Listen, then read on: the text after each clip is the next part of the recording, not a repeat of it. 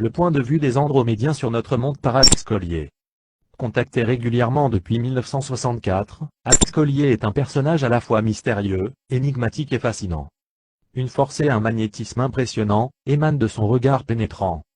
Il affirme avoir été de nombreuses fois en relation avec des extraterrestres de la constellation d'Andromède, et s'être retrouvé à plusieurs reprises à bord de l'un de leurs immenses vaisseaux cylindriques.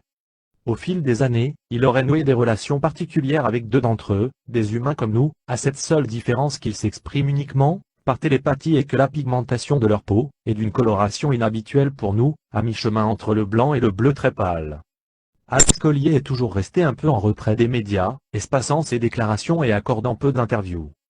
Les rares vidéos qui lui sont consacrées ne sont disponibles qu'en anglais, mais elles sont d'un intérêt exceptionnel, et mériteraient toutes d'être traduites, car à la différence des autres contactés, il n'a pas peur d'aborder les sujets d'un point de vue cosmique tout en n'hésitant pas à dénoncer avec virulence ceux qui entretiennent notre ignorance et nos illusions. J'ai réuni quelques-uns de ses propos relatifs à la situation de notre humanité et de notre planète, selon la perspective holographique que les Andromédiens peuvent avoir de notre monde depuis leur lointaine constellation, dont l'étoile principale, connue de nous sous les noms d'Alphératsu de Syrah, se situe à 96 années-lumière de la Terre. Je me nomme Alex Collier. Le premier contact dont j'ai conservé le souvenir remonte à 1964. C'était une nuit d'août. J'avais alors 14 ans et j'étais allé me coucher de bonne heure comme d'habitude.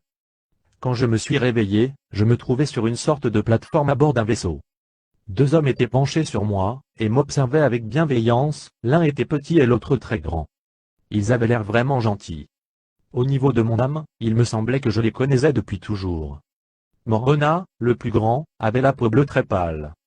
Visae, le petit, avait la peau encore plus claire, presque blanche. Extraterrestre de type andromédien. Depuis, j'ai eu de nombreux autres contacts avec eux, et la cadence de ces contacts s'est même accélérée depuis 1985. Je vais essayer de vous résumer leur point de vue sur ce qui se passe ici sur la Terre, sur ce que nous sommes réellement, et sur l'histoire de notre humanité. Les Andromédiens sont une très vieille race. Ils vivent selon une échelle de temps qui n'est pas la nôtre. Si on devait la convertir en temps linéaire, ils auraient 1 millier d'années d'avance sur nous au plan spirituel, et au niveau technologique, ils en auraient plus de 50 000. Malgré cet écart considérable, ils ne créent de nouvelles technologies qu'au fur et à mesure de leurs besoins spirituels, ce qui signifie qu'ils pourraient, s'ils le jugeaient nécessaire, avoir une avance technologique sur notre humanité bien plus importante encore. Actuellement ils sont principalement implantés sur toute la longueur de la constellation d'Andromède, mais ils sont comme nous originaires du système de la Lyre. Toutes les races humaines viennent de la constellation de la Lyre. Il y a déjà pas mal d'informations qui circulent sur la Terre à ce sujet. Bill May a été l'un des premiers à en parler. La race humaine n'existait pas originellement dans la Lyre, elle venait d'une autre galaxie, mais elle a commencé son évolution sous la forme humaine dans notre galaxie, et précisément dans le système de Vega dans la Lyre. Selon les Andromédiens, il y a plus de 135 milliards d'êtres humains vivant dans les 8 galaxies les plus proches de la nôtre. Il y a aussi bien d'autres races là-bas. Certaines d'entre elles ne sont pas amicales ni fraternelles, elles ont eu dans le passé de nombreux conflits avec la race humaine, et continuent à en avoir aujourd'hui. Mais les problèmes sont peut-être en passe de se résoudre. Les Andromédiens sont une race télépathe très pacifique, qui se préoccupe réellement de nous, et de ce qui se passe aujourd'hui sur notre planète, en raison à la fois de nos particularités génétiques, qui sont proches des leurs et de ce que nous représentons à leurs yeux en tant qu'hommes, à cause aussi de l'avenir qu'ils ont entrevu pour nous, car ils pensent que nous deviendrons plus tard pour eux des sortes d'associés. Les Andromédiens vivent en moyenne 2007 ans. Ce nombre d'années dont je vous parle correspond lui aussi à une conversion en temps linéaire, c'est la seule façon de vous en parler, car ils n'ont pas de calendrier, et ne conçoivent pas le temps de la même manière que nous. Ils disent que notre univers est un hologramme dont l'ancienneté équivaut à 21 000 milliards de nos années. Ils m'ont expliqué que toute la matière présente dans notre univers provient des trous noirs, qu'à l'origine de chaque galaxie, il y a un trou noir d'où tout est sorti. D'après la description qu'ils m'ont transmise, au fur et à mesure que notre univers évoluait, les énergies qui ne voulaient pas participer à l'évolution, ou qui étaient retenues de le faire par la peur ont commencé à s'alourdir. Ces énergies, dont fait partie notre conscience, ont formé des poches devenant de plus en plus lourdes. C'est à l'intérieur de ces poches que l'ego s'est développé. Mais lorsque la fréquence d'un univers s'élève au-delà d'un certain niveau, les poches de résistance finissent par éclater. Ce scénario semble maintenant commencer à s'appliquer à notre univers, 21 000 milliards d'années après sa création, avec l'apparition d'une 12e densité holographique. Nota, ce qui se trouve à l'intérieur d'un trou noir reste l'un des plus grands mystères de la physique. La relativité générale, théorie qui admet l'existence des trous noirs, indique que toute la matière s'y concentre en un point central de densité infinie, que l'on appelle une singularité. De nombreux chercheurs pensent qu'une théorie unifiant les effets quantiques et gravitationnels pourrait permettre de résoudre ce mystère. Une théorie a déjà été utilisée pour aborder le problème de la singularité à l'origine de notre univers, qui suggère qu'au lieu du Big Bang, un premier univers pourrait s'être effondré pour ensuite rebondir dans une nouvelle expansion, un Big Bounce, rebond. Tout dans notre univers, y compris nous-mêmes, est issu d'un trou noir. Les andromédiens disent que nous existons par-delà ces trous noirs, et que nous sommes sans âge et infinis. Selon Vissa'eux et Morana, en 1994, une nouvelle énergie a commencé à se manifester à travers l'ensemble des trous noirs de l'univers connu.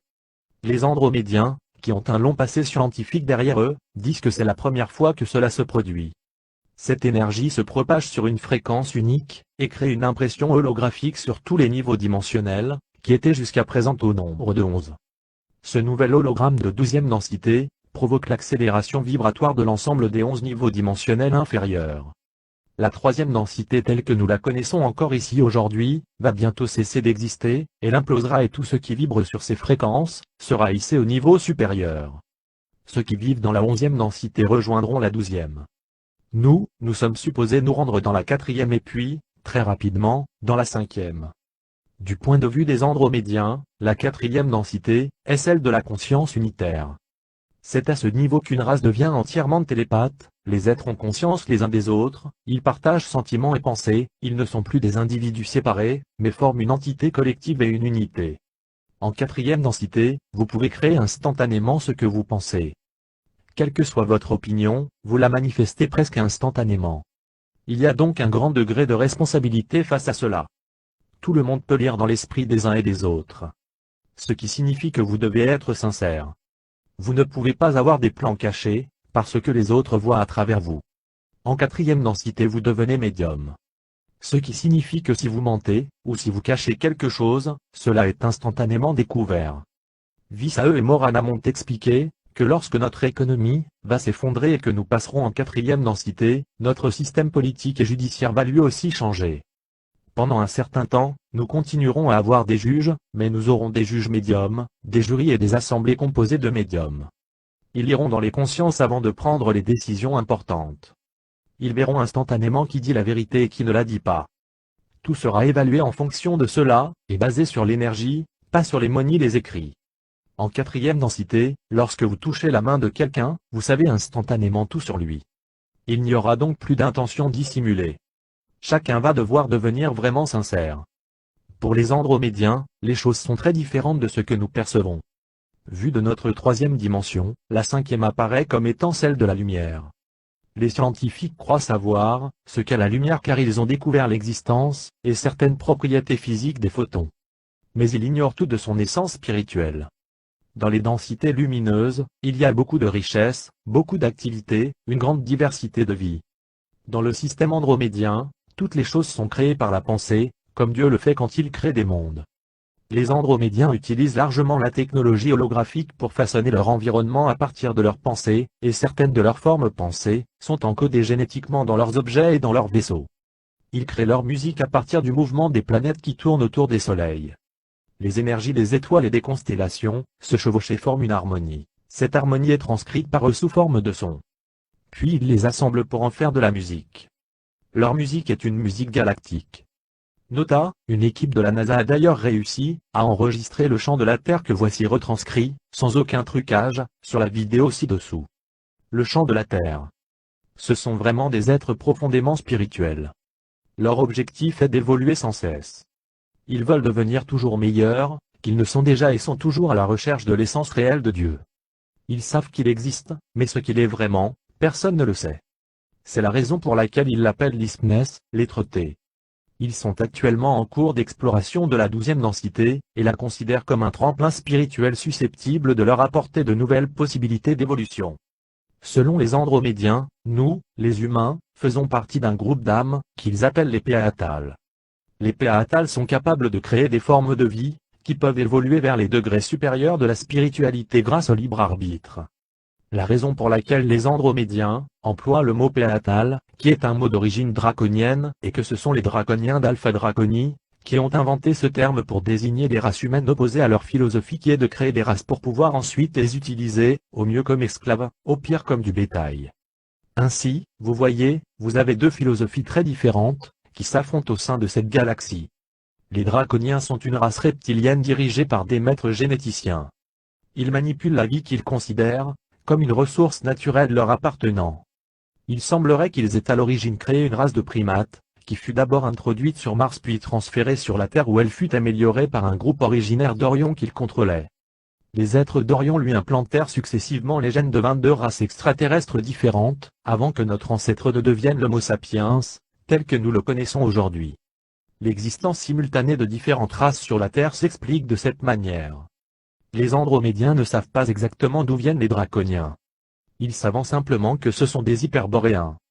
Mais ce qu'ils ont appris au cours de leurs échanges avec des races d'autres dimensions, c'est qu'un être appartenant à un autre univers, amena jadis les draconiens dans notre galaxie, et les plaça dans le système de Tuban, Alpha Draconie, là où ils avaient le plus de possibilités de survie. De là, ils ont réussi à découvrir les secrets du voyage spatial. Ce sont essentiellement des explorateurs et des ingénieurs génétiques. Ce qu'ils ont réussi à faire est remarquable et force l'admiration, mais ils se croient autorisés à contrôler, à manipuler et à asservir toutes les formes de vie qu'ils rencontrent. Ils estiment que cet univers leur appartient, qu'ils y ont été amenés pour le diriger. Ils ont déjà conquis plusieurs autres races par manipulation génétique. Et il y a des êtres humains qui ont accepté de vendre d'autres êtres humains à ces créatures. Quand les Américains commenceront à réaliser tout ce qu'on leur cache, et qu'ils se rendront compte qu'ils se sont fait berner et manipuler pendant des années, je ne suis pas certain qu'ils puissent continuer à regarder tranquillement la télévision, le soir en rentrant de leur travail. Je suis vraiment très en colère de voir que, dès que quelqu'un donne une conférence, et essaie de dire la vérité, les gens préfèrent ne pas écouter ou tourner cela en dérision. Ils ont été autorisés à agir ainsi envers l'humanité, parce que nous avons beaucoup de choses à comprendre et à corriger. Quand on a eu la chance, comme moi, de rencontrer des Andromédiens ou des Pléiadiens, quand on voit comment ils vivent et ce qu'ils enseignent, on mesure tout le chemin qui nous reste encore à parcourir pour devenir des êtres qui méritent d'être libres. Il faut commencer par apprendre à nous aimer, et nous respecter les uns les autres. Nous devons vraiment commencer à prendre conscience de ce que nous faisons, plutôt que de tourner le bouton de la télévision avant de se lever le matin pour aller au travail, et de refaire la même chose le soir, comme des robots. Nous avions initialement 12 hélices d'ADN, 10 d'entre elles nous furent enlevées par le groupe d'Orion sous contrôle draconien, afin de nous asservir et de nous retenir dans l'involution. Les draconiens tiennent absolument à nous empêcher d'évoluer, parce qu'ils ont découvert en nous un aspect de la génétique qu'ils ignoraient, notre large spectre émotionnel. Et ils considèrent ce paramètre inconnu comme une menace potentielle. Nous sommes à ce niveau très différent de toutes les autres races. Même les Andromédiens ne comprennent pas comment nous pouvons nous détester à un certain moment jusqu'à vouloir nous entretuer, puis, 5 minutes plus tard, manifester de l'amour et de la compassion les uns envers les autres.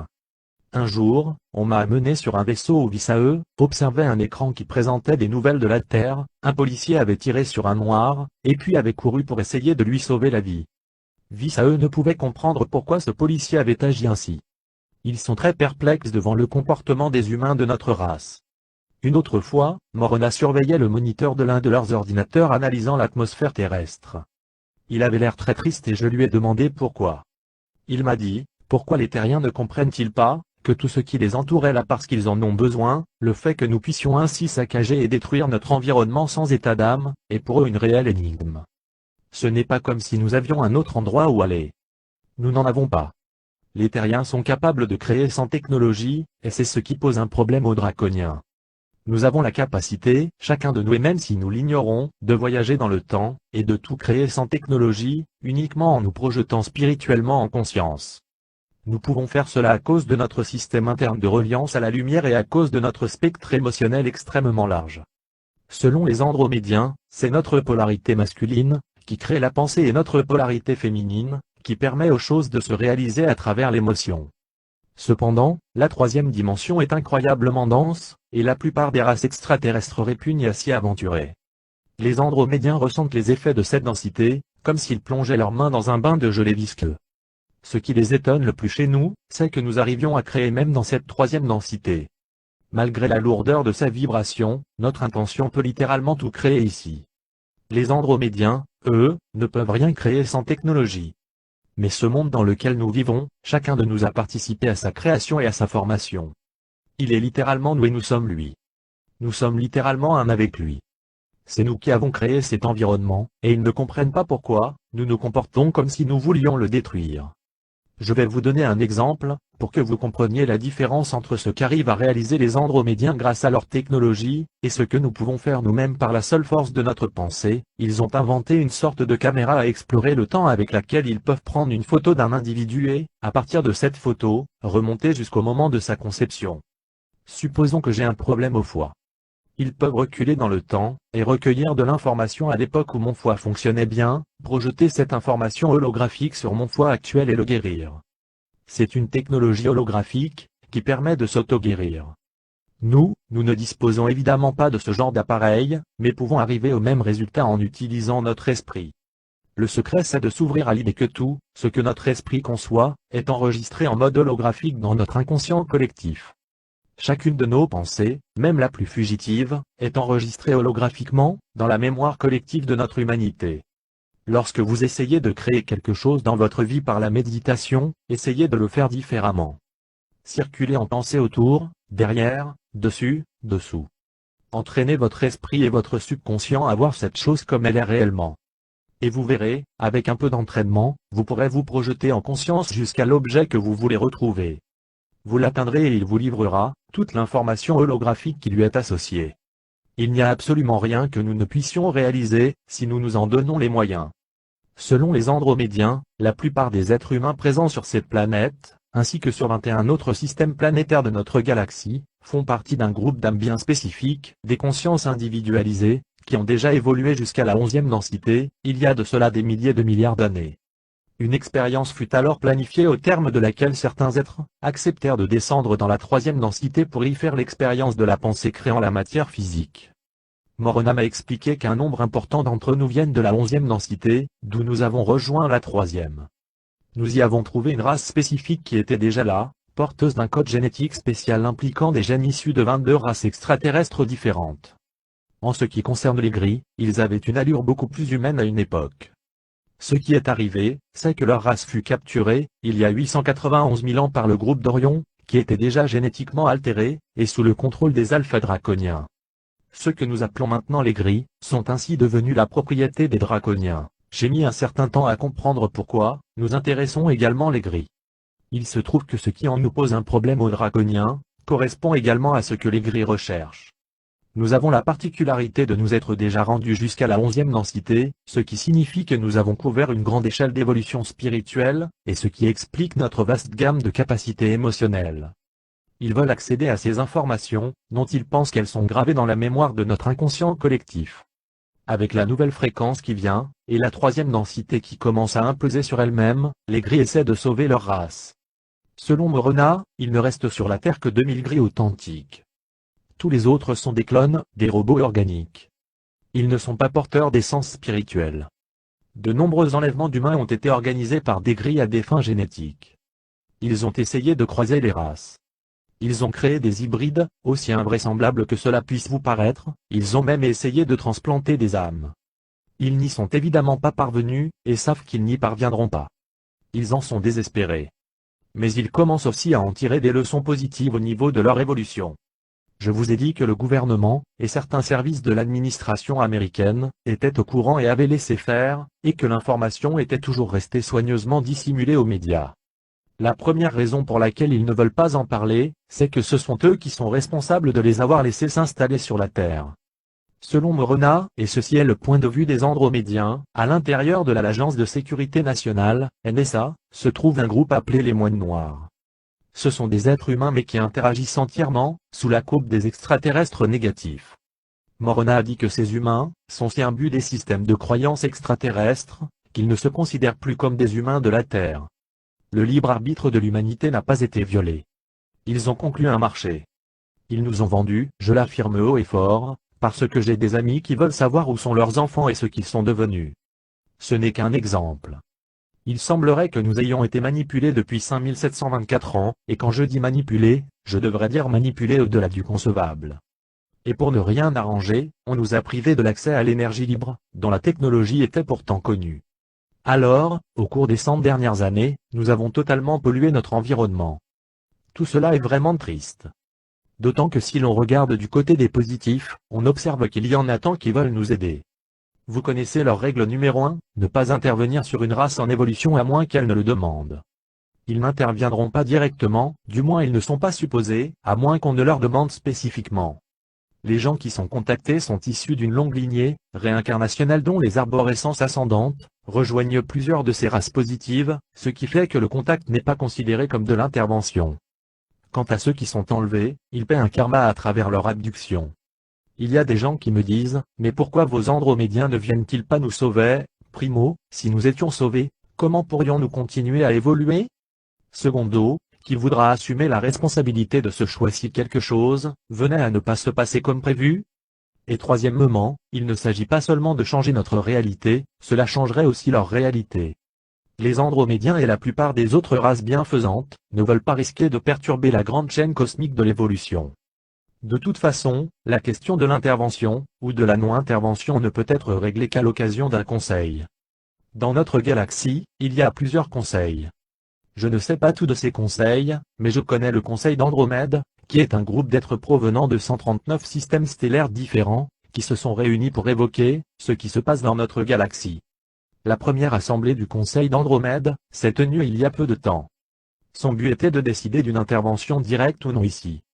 Selon Morona, il y avait seulement 78 représentants présents à cette première rencontre. Sur ces 78, près de la moitié ont décidé qu'ils ne voulaient en aucune façon être mêlés à nos problèmes. Je pense qu'il est important que vous sachiez pourquoi ils ne voulaient pas avoir affaire avec nous. Je vous parle de représentants de systèmes stellaires à des millions d'années-lumière de nous. Quelques-uns ne nous ont jamais rencontrés. Ils connaissent seulement la vibration de la planète et, de leur point de vue, les humains de la Terre n'ont aucun respect, ni envers les autres ni envers leur planète ni même envers eux-mêmes, et ils ne méritent pas d'être aidés. Heureusement, la majorité du Conseil a émis l'opinion que, parce que la Terre a été manipulée depuis plus de 5700 ans, nous devrions avoir une chance de faire librement nos preuves, au moins de prouver que l'autre moitié du Conseil a tort de ne pas tenir compte de ce paramètre. L'autre problème qui a été évoqué au Conseil d'Andromède implique certaines des races humaines d'extraterrestres bénéfiques. Plusieurs de ces races sont réellement pures, ils ne se croisent qu'entre eux. Mais d'une manière générale, il y a eu de tels croisements de races qu'ils anticipent des ruptures dans les codes génétiques. Les Pléiadiens vont apparemment commencer à expérimenter cette rupture génétique dans 172 années terrestres, temps linéaire. Pour la première fois depuis des centaines de milliers d'années, des malformations et des difformités risquent de se produire chez eux à la naissance. Les Andromédiens anticipent qu'ils seront eux aussi confrontés au même problème dans 757 ans. Il n'y a selon eux qu'une race capable de leur apporter une remontée génétique, afin d'empêcher cette rupture. Ils disent que c'est nous. Ils aimeraient nous emprunter des gènes. Mais ils ne peuvent le faire actuellement, parce que nos gènes contiennent une particule liée à la vibration de peur, émotion qu'ils ne connaissent pas, et qui semble incompatible avec la technologie qu'ils utilisent. Ils disent que nous sommes la seule race humaine, qui laisse ses semblables vivre dans la pauvreté et même mourir de faim. Nous sommes les seuls à accepter que d'autres membres de notre race puissent être sans abri. Nous sommes la seule race qui ait accepté de transformer certains des siens en esclaves et de les vendre. J'ai vraiment honte de l'image qu'ils nous renvoient de nous-mêmes. Et pourtant il n'y a aucun jugement de leur part. Simplement, ils ne comprennent pas pourquoi nous nous comportons de la sorte. Si quelqu'un a une réponse à cela, qu'on me la donne. Oui, nous avons été manipulés par des systèmes de croyances, mais pourquoi et au nom de quoi devrions-nous continuer à nous conformer à ces systèmes de croyances? Confère mon article précédent, nous sommes tous des extraterrestres. J'ai posé plusieurs questions à Morona au sujet de la Terre, des religions et de notre histoire. Il a vraiment le don de me renvoyer à moi-même. Voici ce qu'il m'a dit à propos de nos religions, ce qui compte, ce n'est pas tant à quoi vous croyez, que pourquoi vous y croyez. J'ai alors commencé à réfléchir et à analyser mes systèmes de croyances, sont-ils vraiment les miens ou m'ont-ils été inculqués, et est-ce que je me base sur l'idée qu'ils sont vrais ou qu'ils ne sont pas vrais? Une autre fois, j'ai eu un contact alors que j'étais déprimé. J'avais décidé que je ne voulais plus revenir sur la Terre. On m'a obligé à revenir et j'en ai été bouleversé. Alors que je m'éloignais, Visae m'a regardé et m'a dit, « Alex, l'amour que tu as empêché de s'exprimer, et la douleur que tu portes depuis, il ne se passe plus un jour sans que je repense à ces paroles, sans que je pèse chacune de mes décisions avant d'agir. » Désormais, je ne fais plus mes choix que lorsque mes motivations sont parfaitement claires. Un jour, je parlais à Morona et il m'a demandé, « Alex, quand tu établis une relation avec quelqu'un, d'où vient l'amour que tu éprouves ? Quand tu penses à ta famille, d'où vient ton amour ?» La réponse évidente me semble être qu'il vient de moi, lui ai-je répondu. Il a alors ajouté, « Pourquoi alors crois-tu qu'il y ait un manque d'amour dans ta vie ? En réalité, tout provient de nos systèmes de croyances. » Les andromédiens nomment notre univers conscience. Ils disent que la conscience est l'espace que nous créons pour évoluer. Donc, en d'autres mots, pour continuer à évoluer, nous devons créer un espace approprié, et un système de croyances adapté pour y parvenir. Ils appellent cela la physicalité. Il y a une physicalité adaptée à chacune des dimensions. La 5e densité n'est pas faite de nuages vaporeux. Elle contient un niveau physique réel, bien différent de ce que nous avons créé ici mais néanmoins très physique. Nous avons été incroyablement manipulés au cours des 750 dernières années. Mais la véritable vérité est ceci, nous sommes tous esprits. Et nous possédons tous une âme. Cette âme est une partie de tout ce qui est. Et cette âme a vraiment essayé de nous guider. Puis les erreurs et les mensonges qui ont été introduits dans nos religions, nous ont amenés à croire qu'en réalité nous étions seulement physiques. Nous ne le sommes pas. Nous sommes esprits. Et l'esprit est éternel. Les andromédiens tentent d'élever les consciences. Ils sont revenus, pour moi en 1964, parce que c'est à ce moment-là, que j'étais prêt à les entendre. Je ne suis pas le seul.